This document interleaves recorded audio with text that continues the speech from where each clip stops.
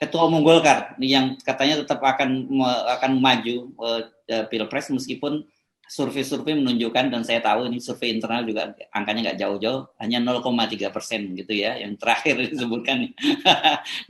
dan kemudian Erlangga kemarin kelihatannya juga tetap firm dia maju, apalagi dia bilang terima kasih karena sekarang elektabilitasnya merangkak naik. Bayangkan 0, saja merangkak naik itu karena dibantu baliho oleh para pengurus-pengurus di daerah. Jadi berapa sebenarnya elektabilitas sebelum dibantu baliho di daerah-daerah itu?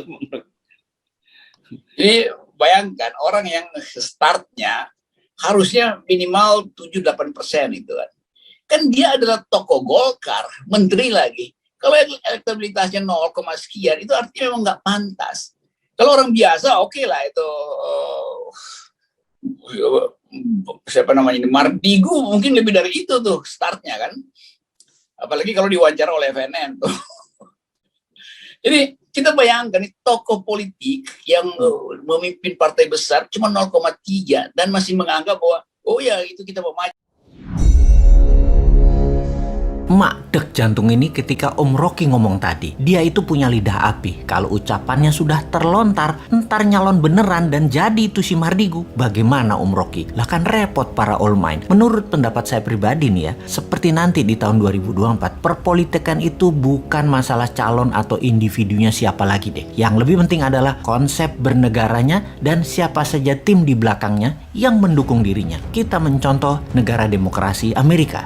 Jangan mencontoh Putin Rusia yang terus ubah undang-undang negaranya hingga saat ini Putin sudah 25 tahun menjabat, lalu dibuat hingga tahun 2036 Putin menjabatnya. Atau Xi Jinping yang awalnya di tahun 2013 adalah orang terpilih Politbiro, lalu di tahun 2017 dia mendapatkan mandat Presiden Tiongkok seumur hidup. Semuanya bukan berdasarkan demokrasi, namun autokrasi, dan tidak terjadi di Indonesia. Karena pemimpin yang sederhana, baik, dan merayat tersebut tidak gila jabatan, tidak ingin 3 kali, tidak ingin menambah 1 periode lagi. Tidak mungkin. Nggak mungkin pemimpin sekarang akan kemaruk jabatan, mabok pujian. Bukan, itu bukan dia. Jadi kita mencoba mencontoh Amerika yang punya 2 aliran besar dalam bernegaranya. Kalau Partai Demokrat, cara kelolaan negaranya adalah heavy on government atau pemerintahnya agak ke kiri, ke sosialis. Kalau Partai Republik atau Republikan, negara hanya regulator atau dikenal dengan heavy on private. Pemerintahnya ke arah kanan, para kaum kapitalis. Di sini kita melihat calonnya siapa dan membawa alirannya apa.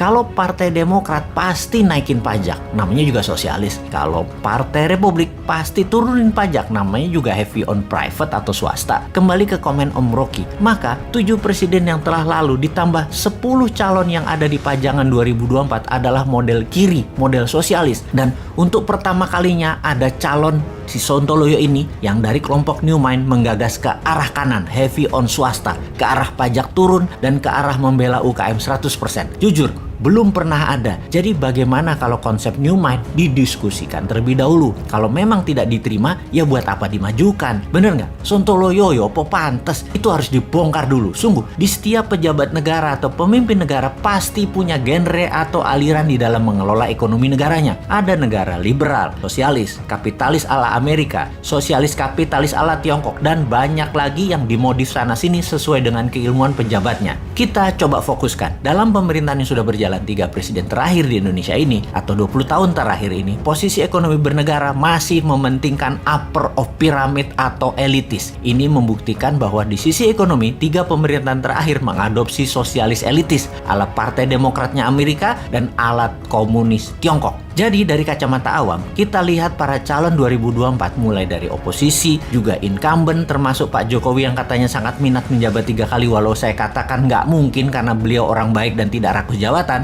Juga para gubernur yang akan menari di tahun 2024, para tokoh politik kental sekali dengan 3 genre terakhir politik selama 20 tahun terakhir alias sosialis elitis. Sosialis elitis adalah pro BUMN dan pro elitis membela oligarki. Di antara semuanya, tidak ada yang seperti New Mind yang pro kapitalis bawah, kanan bawah, mendukung UKM, juga pro kiri bawah, sosialis bawah, para buruh, nelayan, petani. New Mind punya new economic model, yaitu bottom of pyramid atau ekonomi akar rumput. New Mind fokus di bottom of pyramid, anti elitis, anti BUMN, anti kapitalis elitis, anti oligarki. New Mind merangkul sosialis bawah dan sosialis akar rumput, yaitu para buruh, termasuk 6 juta buruh migran yang kerja di luar negeri, semua ada di sini. Dan kapitalis akar rumput atau UKM di sisi bawah kanan juga ada di New Mind. Saat ini buruh dan UKM tertinggal karena memang platform bernegaranya elitis, bukan akar rumput yang di bawah. New Mind untuk membuktikan kontribusi ke ekonomi akar rumput membangun Santara, perusahaan urun dana seperti IDX untuk perusahaan besar melantai di bursa,